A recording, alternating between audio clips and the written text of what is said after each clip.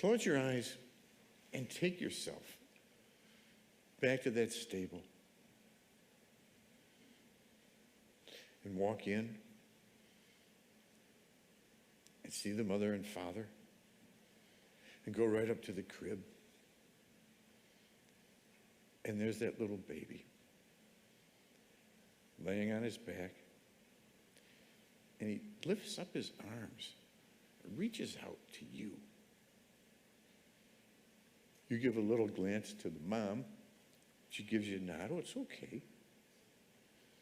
And you reach down and pick up that baby and hold him to your breast, nuzzle his face a little bit, and then he vanishes.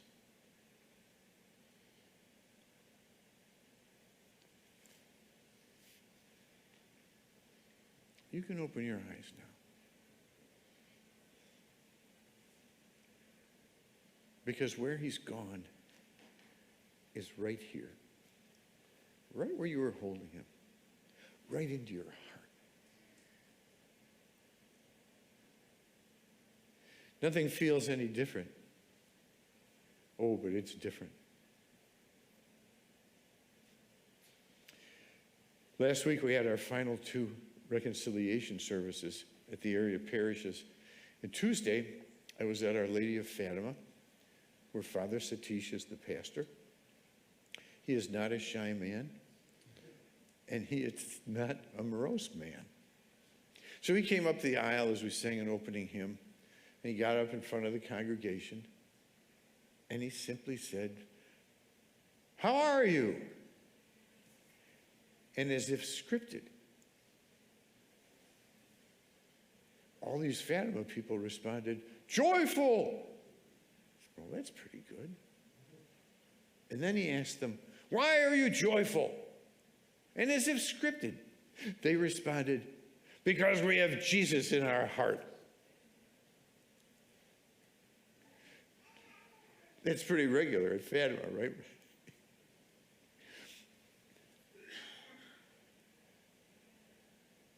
Well, is Jesus in your heart?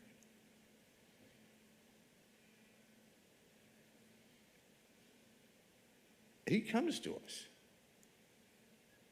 We celebrate his birth. But this is where he belongs. I put up our nativity scene just yesterday. And like many of you, this nativity set, it has a little story to it, special meaning. I'll just say it was a gift from my sister on my 25th anniversary of ordination.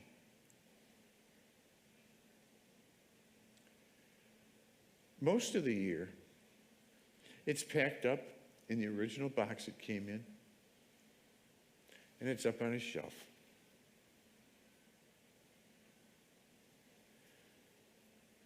Friends, be careful about putting Jesus on a shelf. This is the season we have these beautiful nativity scenes, our nice lighted one outdoors, little tiny ones, big ones. This reminder that the Lord God came into our presence in the person of this child. We have his very word. We have his promise in Matthew. Wherever 2 or 3 gather in my name, I'm right there in your midst. We're blessed with the gift of the Eucharist. We share the very body and blood of Christ. But darn it, make sure he's in your heart.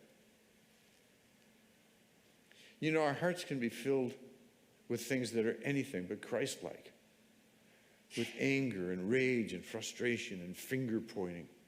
With fear and anxiety and dread. With the thoughts of self-worthlessness. Those things come, and we can nurture them, or we can replace them with him. Now remember, In the Gospels, more than once, Jesus says, the Father and I are one. So anything we read about the Father, anything we read about God, it's Jesus. So you want to keep him in your heart. You need to keep drawing him in. And you might just take some simple words, some of his words, like, I will be with you always. You might take some simple words like, come follow me. Or words about him. The words of John the Baptist.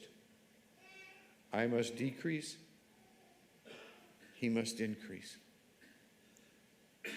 The words of St. Paul in his letter to the Romans. For those who love God, all things work together for the good.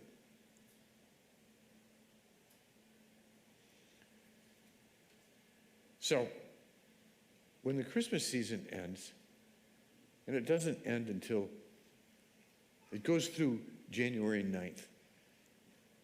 When the Christmas season ends, how do you pack up your nativity scene? Nice packing tub, boxes, shelves.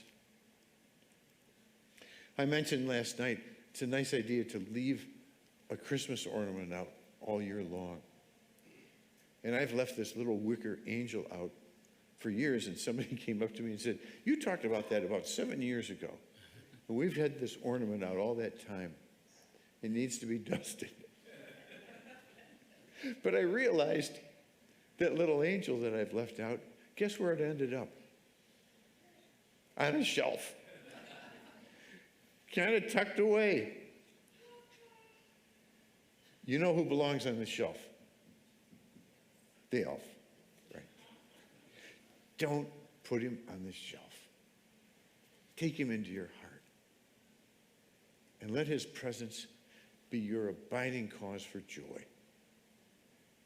May God bless us all.